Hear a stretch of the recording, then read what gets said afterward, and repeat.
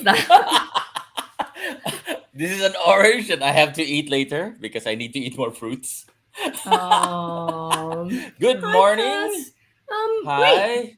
wait. One, there's you. There's wait.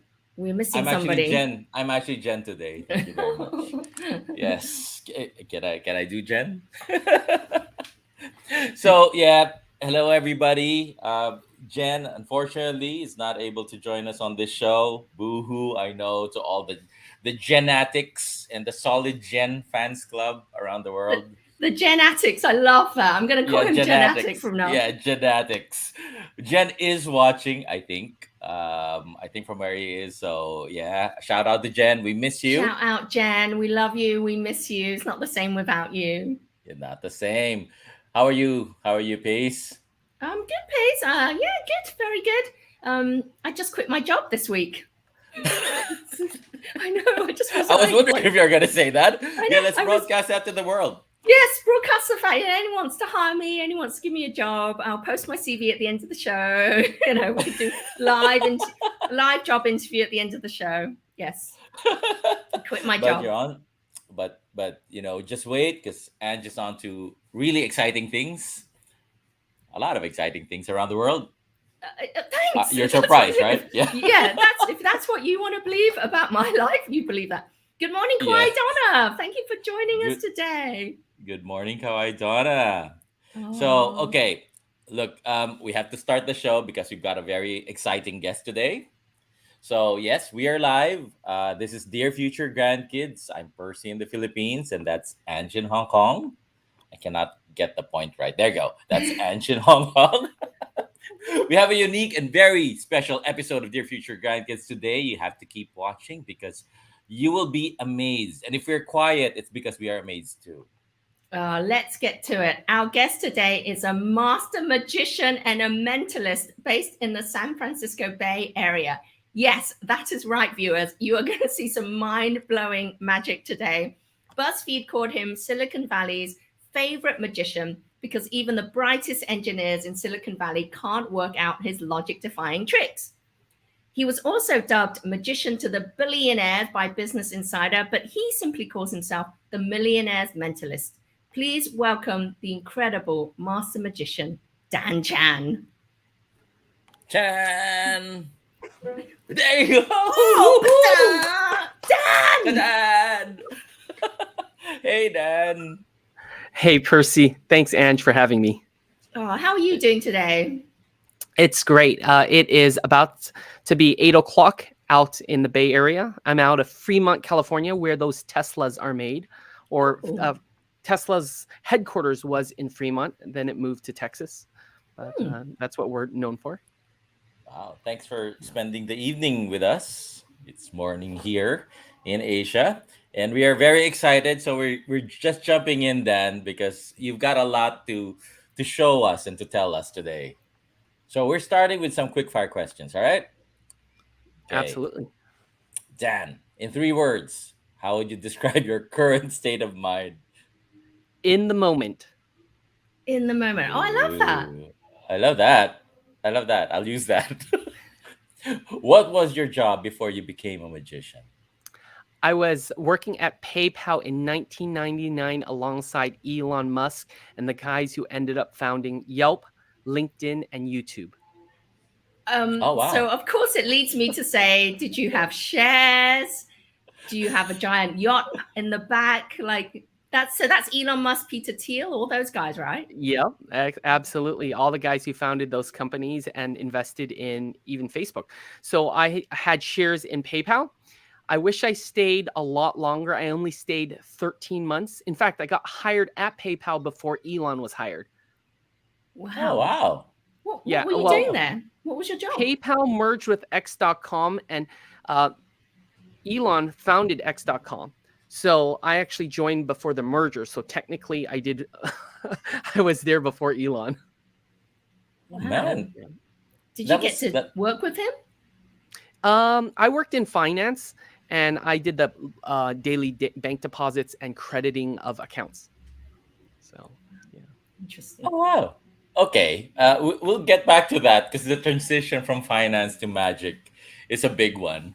But first, what was the first magic trick that you performed for an audience? Well, the first good magic trick that I performed was inspired by David Copperfield. On his television specials, he would even walk through the Great Wall of China. On that same special, he did something with just two ordinary rubber bands, which All right. melted straight through What? each other. Wait, Okay. that was crazy. Oh my goodness. That was crazy. And And you that was it. performed this to an audience. Yeah, This is the that one was that the you first performed. good trick I learned.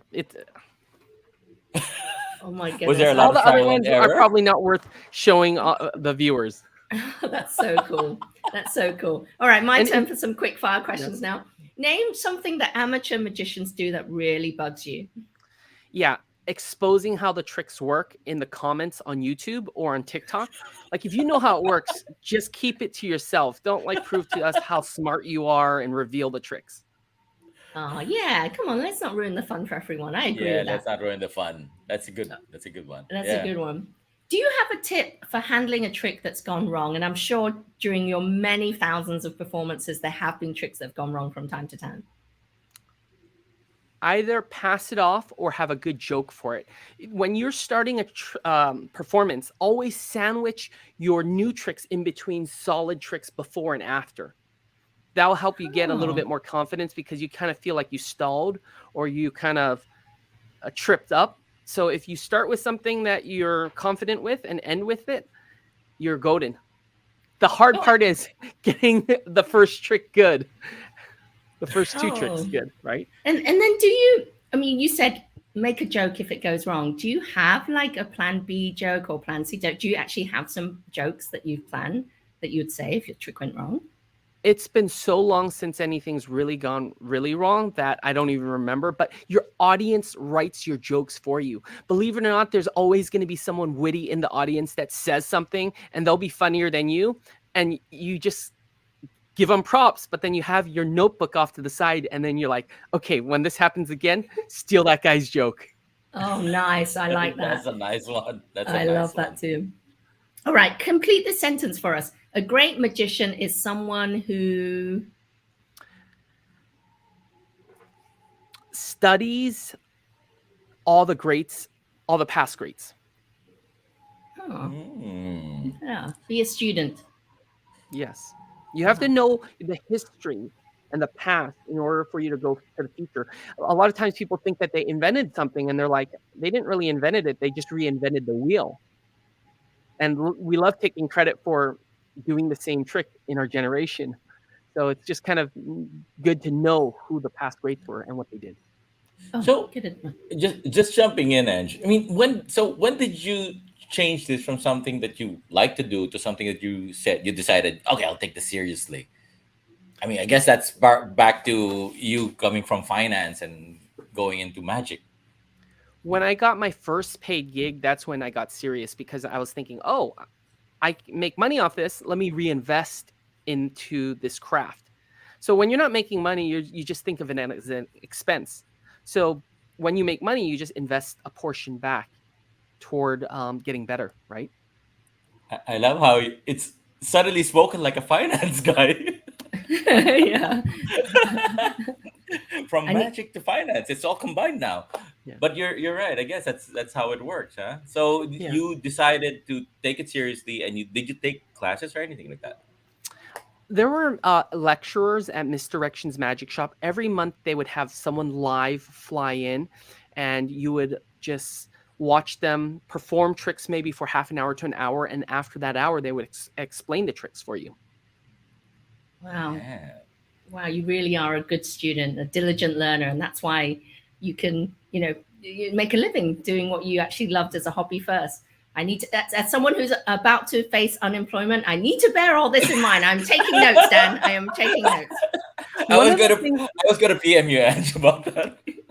One of the things someone said to me that really struck me was figure how much you want to earn, whether it be 50,000 or 100,000 a year. So like if you want to earn 52,000 a year, a kids magician locally might make $200 or $250. So you do the math on this. If I'm going to make $52,000 a year, I do 4 shows at $250. That's $1,000. There's 52 weeks in a year, so I'm going to make $52,000. You double that. If I'm making $500, I only have to do 2 shows a week, and if I'm charging $1,000, I only make 1 show a week. So that's really, really simple math. And once someone told me that, I could break it down. I would be very comfortable. Got it. Okay. Thank you, Dan. Honestly, I'm taking notes. I'm going to bear that in mind. Notes. That's absolutely brilliant way to break it down and sort of simplify it for me. Good. I'm less scared about what the future holds for me now. I mean, Dan, you talk about the number of shows. I mean, it's really fair to say that you're a bit of a workaholic, aren't you? I mean, what's the most number of shows that you think you've performed in 1 week? Well, I've performed 52 shows in a week, 12 shows in a day, 8 shows back to back on the half an hour. And I did it through the studio. I would play a video and then I would get ready. Then I would do a couple tricks. Then I'd play a video for my son and then he'd get ready. And then we have an outro video. Oh my and God. it was this just was like, during COVID. This was during COVID, right? When you had to, yes, everything, that's right. Your whole life, everything, all you did became virtual and online, right? Yes, I think I've done 531 virtual shows over Zoom. And before then, I wouldn't even go on podcasts because I was so busy. But I realized that now I have the opportunity to sell tickets. So, of course, Ange and Percy, you're going to get free tickets to some of my upcoming shows. I'll invite you as beta testers, and you can invite your family to some of these upcoming shows as well. Oh, super cool. That's great. Now, I know one of your special skills is that you're really good at pickpocketing, which I know sounds terrible when you say that out of context. But have you ever thought about using your pickpocketing skills in real life? Yeah, I was thinking of yes. Yeah. Okay. I was thinking of pickpocketing politicians I'm not so fond of, and then getting some press on that. It would be really cool because my friend Apollo Robbins, I think he pickpocketed Jimmy Carter's Secret Service detail. What? Wow. Yeah. Oh my goodness. I pickpocketed sheriffs, and I pickpocketed Jason Mayhem Miller of Bully Beatdown. He's this guy who would you just look at Bully Beatdown, and he's this massive MMA fighter. And I pickpocketed him and many, many other people. But of course, I give it all back. How did you first find out that you can do this? I just picked up a good DVD on pickpocketing. Actually, back then it was VHS tape, and you can actually see, if you watch me pickpocketing online, you can kind of reverse engineer it. But it's the guts, and it's getting caught. The first couple of times, you're definitely going to get caught, and you have to establish first you being a magician and that you're going to give it back. So you might say something like, are you a good sport? Can I try something new on you? And this is like 10 minutes after you've already done magic for them. Otherwise, someone's going to go, and you're going to end your career. That was my follow-up question. Did anybody call the police on you? See, I knew you were going to ask that. That's why. The mentalist. The mentalist. Okay, well, I don't know if you can predict this one because this is a part of the show that we're particularly proud of. But it's just us being nosy. We have a part of the show called The Corner of Shame, where we ask our guests to show a part of their house that they wouldn't normally show their guests. Now, you're a magician. There must be many things in your magician's lair that you wouldn't normally show guests. And I'm sure you have a term for it too yourself. Can you show it to us? Yes, the magician's mess, and that's on the other side of my room. So in between, we have a quick video for you. Oh, nice! It's such a pro. He's such a pro. This is so slick. Such a slick production. I need to take notes. Yeah. This is. Ooh, it's a nice video too. Oh, Dan does so many different types of tricks. He's so cool. Bringing the razzle, abracadazzle, fun and casual. Welcome to the magic show. That's me Bringing dancing. the razzle, abracadazzle, fun and casual. Welcome to the magic show. Dan Chan, the magic man, corporate magician in San Fran. Dan Chan, the magic man, corporate magician in San Fran. Dan Chan, the magic man, corporate magician in San Fran. Dan Chan, the magic man, corporate magician in San Fran. Dan Chan, master magician, innovation mixed out tradition. Pick any card, you know that in an instant. Remove hat and the rabbits go missing. Shows are like camping, it's very intense. Blow your mind every virtual event. Billionaires ball in his audience. The True video's magic still going on. Oh, there you go. Hey. Hey. Oh, all right. wow. This is behind the scenes of Dan Chan magic. I love it. Yes, this is my study. I've been so busy with shows lately that I have not been able to clean that. And this is what we call the magician's mess. You can see that I have lots of magic magazines, as well as a lot of things that aren't organized just yet in my bookshelves. So that is the magician's mess. Oh, my Wow. goodness. You can find everything in there? Because that's a lot of stuff. So I'm kind of, I've actually, embarrassed to say it, sometimes I lose something that I know I have. And That's our life. That's normal. That's my existence. It must be around here somewhere. And then, you know, this virtual stage with the curtains, was that your dining room originally or your lounge? yeah, right behind me is the a kitchen.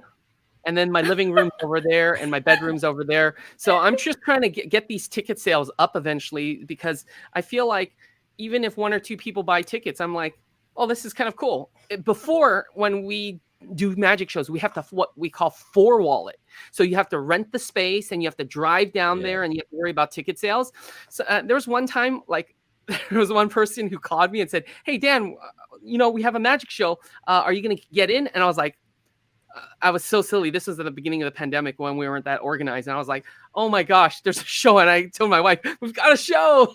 And I had to run over, put on some pants, jump out here. And it literally only took me about 2.5 minutes to get set up, because I have my studio ready to perform a show already. So the only thing we have to do is put on some clothes and jump in the studio and turn on the lights.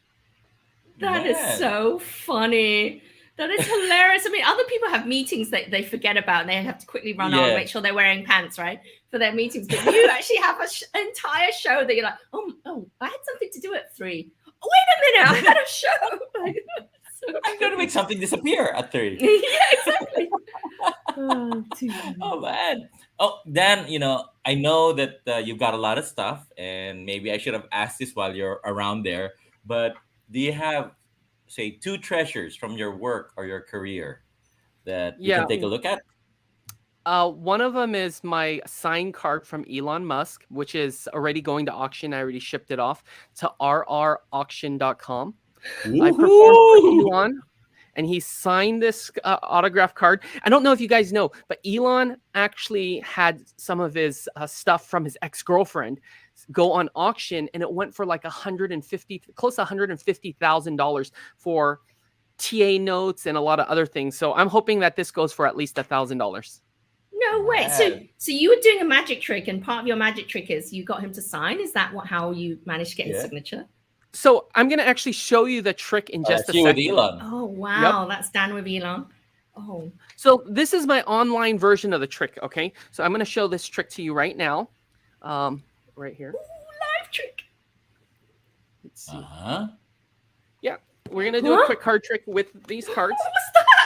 What was that? What was it? What happened there? So what we're going to do is I'm going to play back the show. And so you're signing a card. And I'm going to put person. And give me a random symbol. This is not set up. I just want you guys to know that this is completely random. And give me a random symbol. Triangle. Okay, and then Percy, give me a random one. $sign. Okay. I knew you'd say that. Yeah. Oh, thank you. Too Asian. I like money. There you go. Okay.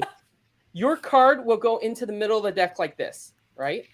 My hand is empty. Then when I rub, it comes up to the top. No, wait. I'll do it again. You can see that card right there. What? I'm going to push it into the middle of the deck. And if this was live, I'd have you push it in. I'm going to go like this. And I'm going to show my hand empty. Then I'm going to pluck the card out. What? No! The card can go like that. How is this possible? And that is the exact same sign card. I do not use duplicates. Okay, we'll do that one more time. Keep your eyes on that card, okay? Okay. Guys, watch closely. Okay. Again, you would push this in a second, but we'll count 3, 2, 1. What? Behind me, in my son's mouth, is a This is James Chan, everyone. Oh my goodness, I love his head. Card in the world. No. Okay. That's crazy. Okay. I don't understand what I just saw. I'm confused. I saw James's head. I saw James's head pop out. So that kind of blew my mind. We have a lot of OMGs. Wait, what? Wait, what? Chat. People, I have no idea, people. I have no idea. I have no idea how that happened. Ange, I think you're at the crossroads of your career, and I think this is it. You have to learn this. That's right. This is my new job. I'm going to get VHS on pickpocketing. I'm taking notes. I'm telling you, I'm taking notes.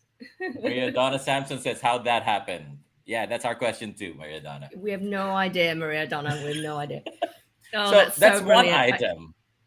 Like, do you have anything else? I also have a collection of gold and silver coins. This is a silver coin. And you can actually see the silver coins were minted in a specific year. If you look at the edge, you can actually see that there's no brown on the edge. So you actually know that's silver. This one's 1969. I have a collection of them. And I'll show you this treasure with a trick. Huh? What? Do it again. Wait. No. What's happening? Yeah. And there's only one coin in play. That's my favorite coin trick.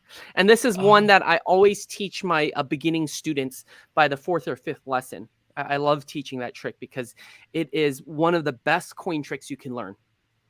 Oh, wow. That's so cool. You've never had students like me and Ash. Try us. We're the worst with our heads.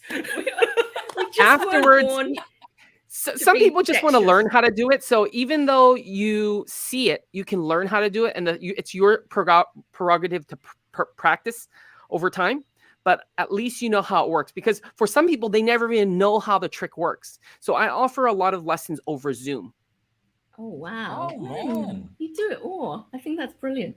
Oh, my goodness. And I know you call yourself the millionaire's mentalist, right, Dan? What is the difference between a mentalist and a magician? Okay, so the difference between a mentalist and a magician. Ange, in a moment, I'm going to have you think of a person, a place, or a thing that evokes a positive thought or emotion, okay? Okay.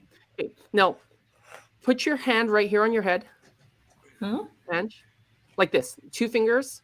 2 fingers. Like you're transmitting. And then, are you thinking of that person, place, or thing? Yeah.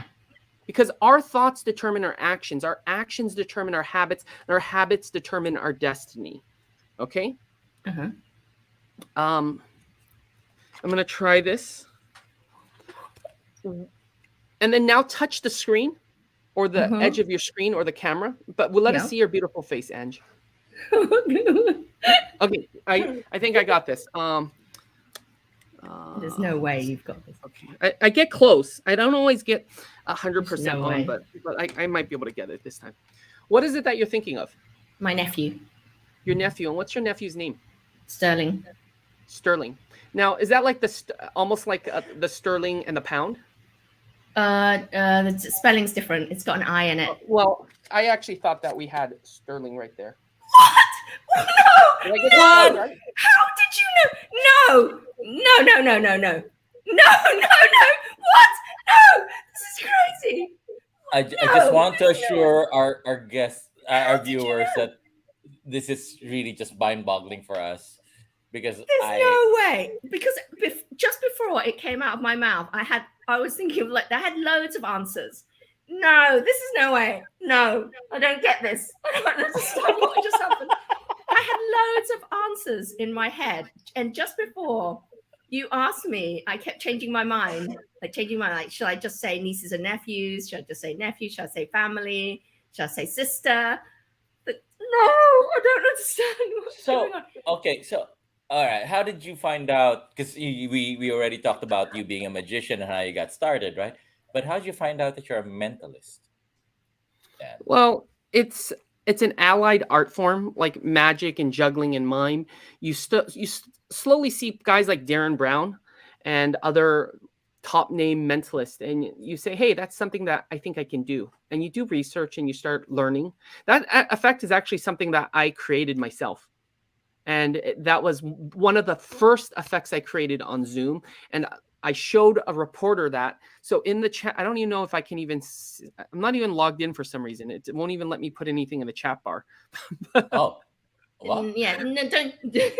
I was going to show you guys some of the other videos. I've managed to log myself out, like by trying to put something in the chat box. Don't worry about it. Yeah.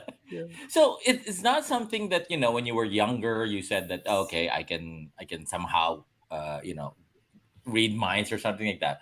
It's something you decided that you will be. Yeah, From it's something that takes a conscious decision, and I won't tell you too much about how when we get offline, I'll tell you a little bit of the secret yeah. on what to look for. But and I'm not going to tell you the secret itself, but I'll give you some hints. Yeah. Oh, come on. Okay. Look, viewers, don't worry. Percy and I, we will share. I'm sorry, I'm not going to share with you then. No, Oh, man. I'm still blown away. I'm just trying to process what happened there. I'm trying to figure out. We had a pre-interview about 4 days ago. So the first time I talked to Dan was like 4 days ago. And there's no way I mentioned my family. There's no way we had this conversation. Yeah. And my Facebook is private. My Instagram is private. I'm just, it's not on my LinkedIn or it's not on my, public website or anything. It's not written in Dear Future Grandkids. I'm just trying to process. I'm really freaked out by this. I mean, Sterling is not a common name, right? It's not a common. To be honest, I sometimes forget names, and because Sterling is such an uncommon name, I somehow tend to forget that name too. When we're talking about our family edge. So that's amazing. I can't deal with that. Then I'm still not. I know that you can tell us how, but what amazes me is that it was a decision from you to learn this, because a lot of people are saying, "Nah, I'm not good at this. When I was younger, I was never good at this." Like me and Ange, like making excuses that we're not good with our hands, hence we probably won't be able to do that coin trick. But you decided something, and you're good at it. Yeah. I think if you start early enough and you have someone who believes in you, then you'll be motivated. Like, for example, if someone claps for you, it really encourages you. But when you start younger, you have no limitations. You have no fear. And even if you do have some fears, you realize that you can get back up. Like the mentors who you pick will kind of tell you, oh, if this happens, do this. And when you're starting off, I'm performing on the streets. Like when I started off, I went onto the streets of San Francisco, Pier 39, like what I did with my son. I took him to Union Square, said, juggle over here. A couple minutes later, he's like, oh, people are giving me money. And this is when he's like 5 or 6 years old. And then I said, well, we can either go to eat lunch, or if you continue to juggle, people will probably give you more money. And do you want to go eat lunch after you get all the money? And whatever you get, you can keep. So he made $120 in just 2 hours. And then I never had to fight with him again. I was like, this okay. Feels like such an Asian advice. I mean, without stereotyping, well, with stereotyping, because I'm totally going to stereotype. It feels like such an Asian parent piece of advice. You can eat or you can make money. Okay? What's your choices right now? Make the right choice. No, I probably would have encouraged him to do it anyways, but he made the choice. And I'm like, oh, great. And tomorrow he's doing an event by himself. He's doing an event. Yeah, he is doing an event by himself at a school. I think he's making like $500 just for, or $1,000. He's done some events where he's making a $500 or $1,000 for an hour appearance. Let's we have a clip of James. So your son's name is James Chan. He's super bright. We're going to roll a clip of James Chan in action. So this is Dan Chan's son, James, in action as a magician. magician James Chan. He has been mesmerizing audience with his incredible magic trick for half of his life. For half of his life. Okay, you won't believe this incredible kid or his tricks. Take a look. When are you gonna come to Vegas? Come on stage and fool us. Ladies and gentlemen, the amazing James. Wow. I hope you all are watching closely because this happens fast.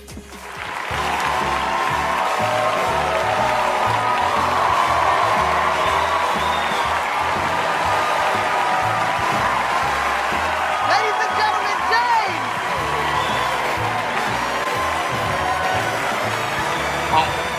Let the show begin. Wow. Okay, He's not I am even on cue starstruck. right now. He usually runs onto stage when he hears that. He doesn't even know what he's gonna do. I am starstruck. I saw that boy's head at the back of that curtain. So, you know. Yeah, right now I'm Yes! check right now. I am going to relax. It is my weekend. Woohoo! James, come here. James, get back out here, James. Get back out here. James, that was amazing. So you've performed clearly these big TV, like big stunts. These are not, it's not just juggling, it's not sleight of hand. You've done these big, huge, you know, massive stunts live in front of a studio audience. What does that feel like? I mean, how much practice do you have to do? Were you nervous beforehand? That's actually I wasn't really nervous because just having an audience just felt, reassuring because I'm like, okay, this is just another normal audience, which I've been performing for 5 to 10 years now. So it's Just like, another normal. Yeah, you yeah, going like. you just think of it like that, yeah. He's less nervous on stage than I am because I like coach him enough and I put that pressure on for You him. stress me out. Come on. But I put the pressure on. When I let go of the pressure, it becomes so easy. Like it's like, but I have no one to give pressure on me. Like I'm the perfect, taskmaster or slave driver, or Asian tiger dad, as we know. Call him. Yeah. No, it's sometimes easier when you're trying to tell someone else than have the self-discipline to do it yourself, right? Like I can tell my friend who's got bad back to go and do her back exercises. I have 3 slip discs and I never do my back exercises, right? So I totally get it. But you're amazing. So James, I mean, do you see yourself following in your dad's footsteps and becoming a full-time magician? Not to steal dad's show. I know Maybe this is not Dear Future full-time, Grandkids. Definitely part-time, okay? Because this is a really good thing for me, and it's much better than working a part-time job at McDonald's. That's all I'm saying. And second, it pays pretty well, but just in case I have the option, like, no offense, Dad, but you gave up 3/4 of your shares at PayPal. And how many $1 million did you just sacrifice to become a magician? I Oh, think there I you could go. follow Grandma's advice and say, doctor or lawyer, 2 options, Yeah, magician was never one of the Asian job options. Yeah. Never. But it's amazing, though. Anything that has the name artist in it, it's like, okay, nope. Starving artist is real. There's 2 books I totally recommend for the Asian crowd. Is the Jimmy O Yang book on how to Asian, and then the other one is the Simu Liu book. I felt like him at Deloitte. I think he was at Deloitte. Probably. Yeah, yes, he was. I totally understood what he felt like when he was telling his parents and like, oh, I'm going to become an actor, or just stalling on that. But I told my mom I wanted to quit, and she's like, no, you can't quit. You can't quit. And I was like, oh. And I'm kind of glad that they laid me off after 13 months. At the same time, I wish I stayed for the 4 years, because I would have been worth $5 million if I stayed at PayPal for that long. If I did the math correctly, I think a couple of years ago, when the Business Insider article was written, we did the math, and it was $5 million that I gave up. Oh. James! I love your sons. James is a mixture of laughing, despair, disgust, regret, all in one laugh just then. So funny. But then, I mean, let's talk about you as a child, because you mentioned your parents. Was it something that they saw you do when you were younger? Were you doing magic tricks for them? Was that the kind of kid you were? I would juggle a little, and I knew how to do like a one-handed cut or one-handed shuffle. I actually learned how to do a one-handed shuffle when I was really young. So A one-handed shuffle is kind of difficult, but it looks something like this. Wow. And I could do that in I could do that this. Actually, it was this version that I learned a long time ago. I think some of the kids showed this to me. And that's all I could do. But that led into many other things. But so you were entertaining your family with that, or did they see that coming? That you would one day want to do this professionally? I would show them some small things, but I did not get good until a little after my first paid show, I think. That's when I started taking it really seriously. There was a guy named Gerald Joseph, and I think he made $250 or $300 from his show. And my cousin's husband's sister's kid had a birthday party, and they invited a professional magician and me, a balloon artist, and they said, "Will you come over and do something?" And they paid me $10, and I was so happy. And I should have been a little insulted that they paid me only $10, but I probably wasn't very good. They just tipped me, and I was so excited to get tipped $10. And then when I found out the other guy was making $300, I was like, "Man, I could do that." No, but you mentioned earlier the big. I guess the important thing is that you found somebody who believed in you. You mentioned that. Who was that person? Who was the first person who really believed in you doing magic? I don't know. Like there was a couple people who would give me encouragement. I have a big super fan. Her name's Kathy Doobie. She would come to a lot of my shows. She's this older lady, but wherever my name was advertised, she would come. And that was one super fan. And then anyone who has hired me and put their trust in hiring me, there have been people who hired me again and again and again. Google's hired me 60 times. So there's a lot of people. Anyone who's hired me once, I'm very thankful, because that's hard-earned money.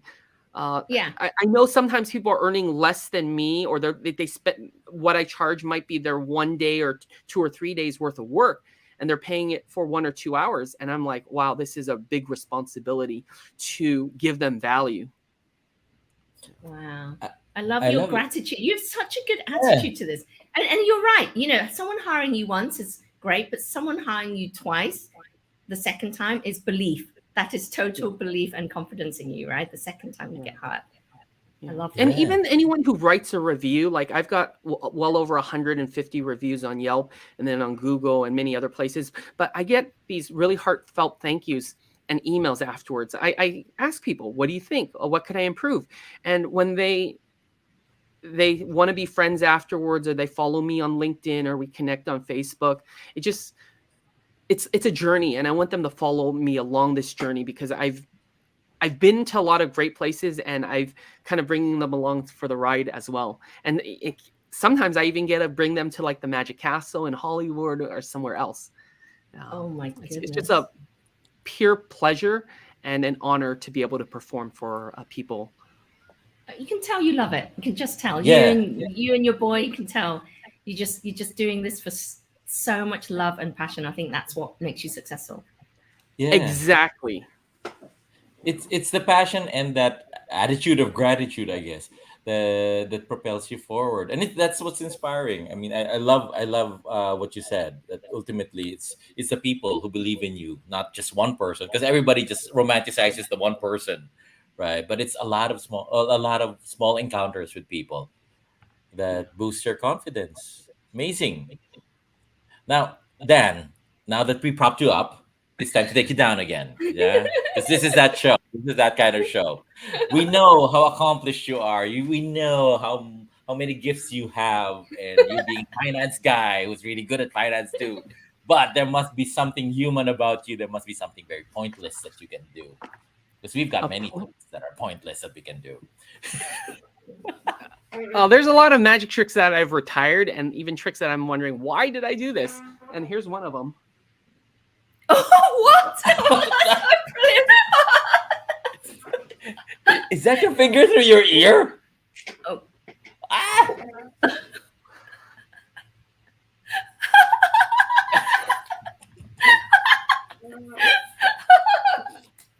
That's so funny. If you want to can learn tell how to yourself do that, to do. check out my YouTube channel, Dan Chan Magic, a finger through ear tutorial or breaking finger. It's on my YouTube channel, both those effects.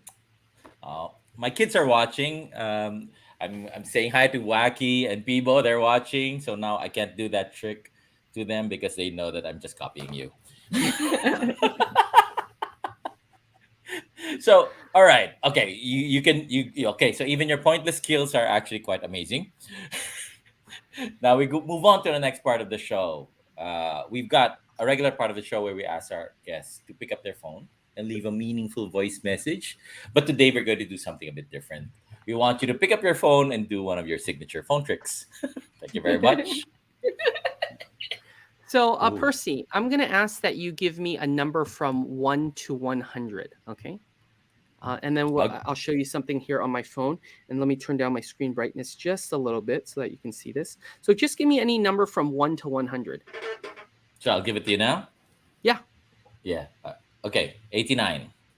89. And you could have chosen any number, but you chose 89.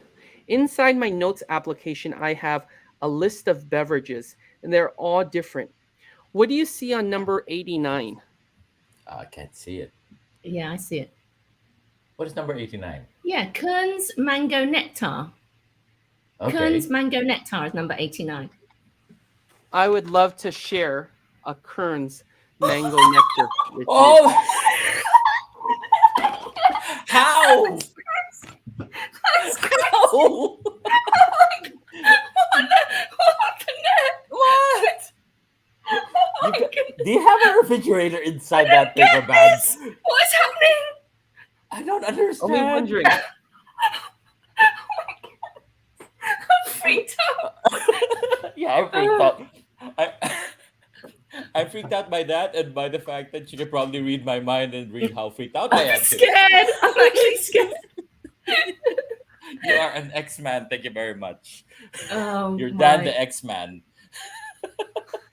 Oh my goodness, that is just so crazy. I'm gonna sit there. My head is gonna be sitting there trying to play it through, like all the different. Like, do you have 100 different notes, different permutations of notes on your phone that you're finding the right? So when Percy says 89, you're going to. There's only one list. There's only one list of beverage. There's only one list of beverages. Oh my goodness. Oh my God. We have and I viewers don't have going. 100 lists. I mean, Maria is just saying, "I'm not getting this." OMG, that's exactly how I feel. Kawhi Donna, like, what? We've got Elizabeth. Wait, what? Lizzie's my sister, by the way. Mother to Sterling. What just happened? We just got people just lots of exclamation marks. Oh my goodness. Then when you're invited to parties and you're not performing, do people actually ask you to do this? And does it actually annoy you, or do you actually enjoy it? Sometimes I get annoyed, but more often than not, I just try I try a new trick. So it's kind of like a place to practice, because I'd rather fail in front of someone who's not paying than to fail in front of like the guy who just paid me a lot of money. So when someone doesn't hire me and they ask me, I'll do one good trick, then I'll do 3 or 4 tricks that I don't mind that even bomb, but I'm just going to tell them, hey, I'm working on this. Will you give me some feedback? And then the last trick's going to be really good. So they get 2 really good tricks in exchange for some feedback. Ooh, okay. Again, a very smart way of approaching it. So Ange and Percy, you have to friend me on Facebook. So that way when I'll write like once a quarter, I'll say something like, hey, I'm trying a new trick. Does anyone want to see a trick? Just PM me for the Zoom link. Oh yeah, I'm in. Guys, let's all friend Dan on Facebook, IG, you name it, YouTube. Let's all do it so that we can get this insider knowledge on how to do, on these new tricks that are up and coming. Okay, for Ange and Percy, you guys can friend me. Everyone else, you have to click on a lot of my posts before I actually accept your friend request. And you have to say, hey, I saw you on Dear Future Grandkid. The annoying thing that I hate, the second pet peeve, you guys got my first pet peeve, is just because someone's a magician they think they can friend you, and there's no context. They just hit friend, but they don't even tell you, oh, we met, or I've been following you for a while, and they don't click like on anything. I'm like, oh my gosh, you're just stalking me, or you're asking to click like, asking to be a friend, and I don't mind that, but click like or comment so that the algorithm likes me more, and it'll spread it a little bit further. So if you do reach out to someone, just don't be that random person who just makes a friend request without any context. That's my pet peeve. That's actually well said. No, because on LinkedIn, this is bad because I'm that person. Because on LinkedIn, I see someone interesting on LinkedIn, and I'll just immediately, it says, connect with them, and I never explain. I just connect with them, and then I hope that maybe they'll look at my profile and see that I'm not a complete psycho. And that's so now that I know what it's like on the other side, what your thought process is, I won't do that anymore. I'll put a note. I'll just say, like, I think your profile seems really interesting, that we might have a lot in common. So especially with LinkedIn, they have a thing where now there's a lot of bots. So it'll say, do you know them? And it won't even show you the message, and it'll ask, do you know them? If you get too many people clicking no, they're going to actually kind of freeze your account or downvote. It'll actually, the algorithm will treat you differently. So if you write a personalized message, really think of it as, would I really be a friend with that person? If you're just going to follow, if you're a super fan, sometimes I'd be like, hey, sure. Like, I'm posting stuff personally about my family, and I don't want everyone to know too much about my family. So sometimes I'll post up certain things as public and certain things as friends only, because you just never know who's out there. That's true, and that's a safe thing to do. You don't have a page then, just for your work stuff? I do have that, but I don't really update it a lot. I have Dan Chan. I have the Millionaire's Mentalist, and then I have Dan Chan Magic on Instagram. But everything's most of it's all on Dan Chan Magic. Dan Chan Magic. There you go, guys. You can tell that Dan says noted. Yeah, you can tell that Dan is a Silicon Valley guy because he's talking about algorithms and the right way to like press and review and to like in order to get up on the search engines. So you can tell that you've got the technical side as well as the magic side as well down. Actually, that's what's amazing to you, Dan. I mean, literally, it's, what do you call it? It's science and magic, right? That's always been the big debate before. It's science or magic. But you're both. You've got both. Yeah, I think it's weird when someone says, hey, don't figure out the trick. I say, like some people just say, imagine, just enjoy the magic. I don't mind if people want to make a guess, but don't make a guess in front of everyone. That spoils the magic for everyone, because if it is right, it ruins the entire wonder. So I don't mind people messaging me and stuff like that, but I always delete like someone saying, is this trick? I hate when magicians will say, hey, I noticed that you performed this trick, and it's in the comment bar of the same show that we're doing. And I'm like, oh my gosh. Everyone knows what to Google. Like if it's a marketed trick, never do that, It's fun too. It's like a spoiler in a movie, right? Nobody likes a spoiler. So I mean, we all love a magic show. So please, guys, that's the advocacy of Dan. Please don't spoil the fun for everybody who wants to enjoy it. So brilliant. Dan, we're blown away. We're so honored that you came on our show today, you and James, to create a video time capsule for your future grandkids. We're getting towards the end of the show, but we want to. You get to leave them. Bree loves Bree says I love. Bree says I love spoilers in movies. Wait, Bree, no, don't love spoilers in movies. No, not the point, Bree. Not the point. But as we close out the show, you get to leave a message. What would you like to say to your future grandkids?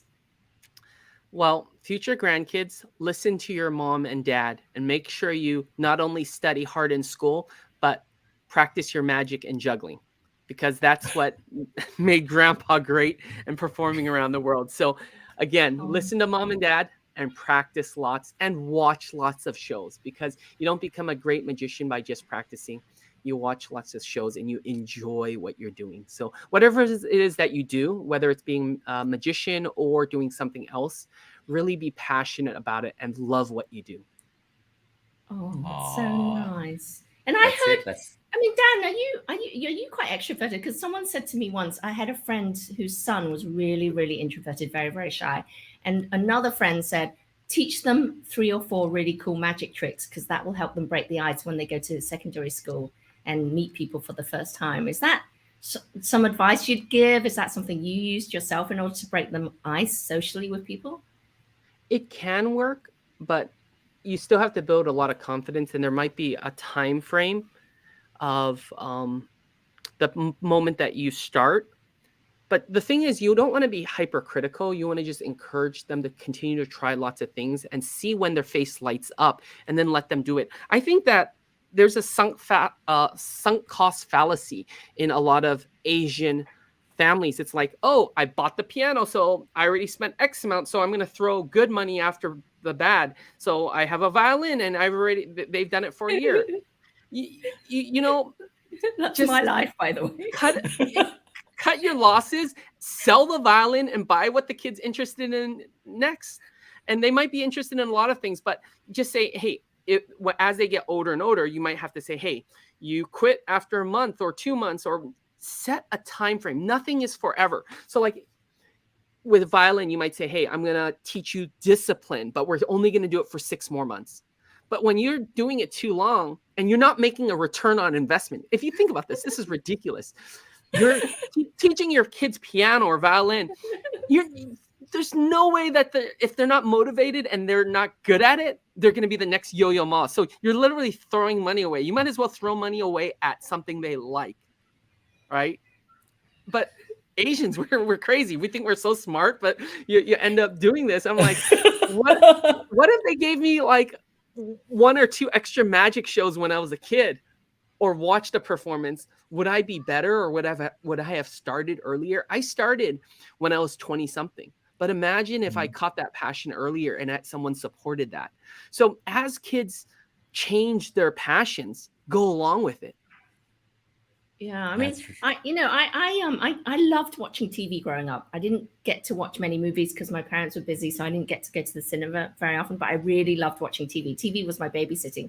And everyone said, I remember mom saying, get off the TV, don't watch so much TV. I am now a TV producer, right? That was my, that became my job. And now I look back and I go, I should have watched more TV. I should have been encouraged to sit there and watch more and more TV, because the violin lessons, as you said, honestly, when I pick up the violin, it still sounds like a cat dying slowly and painfully.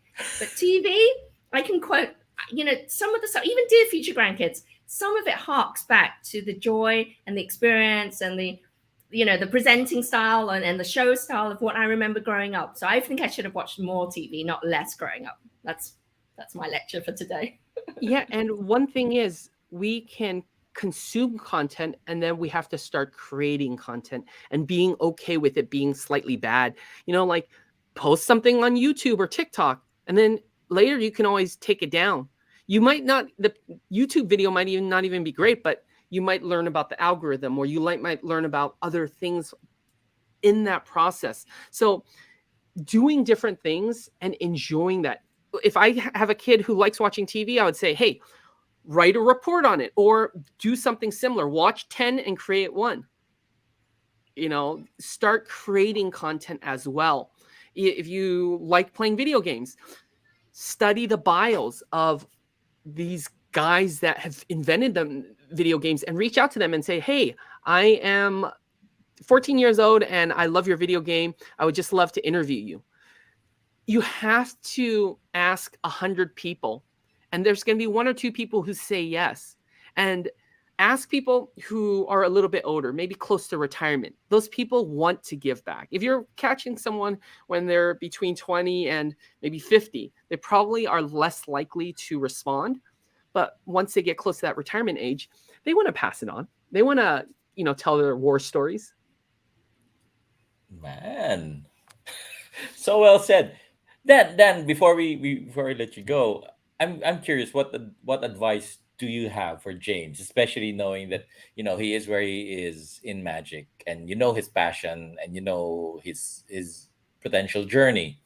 What's the advice that you give him? Yeah, try different things and don't pigeonhole yourself yet.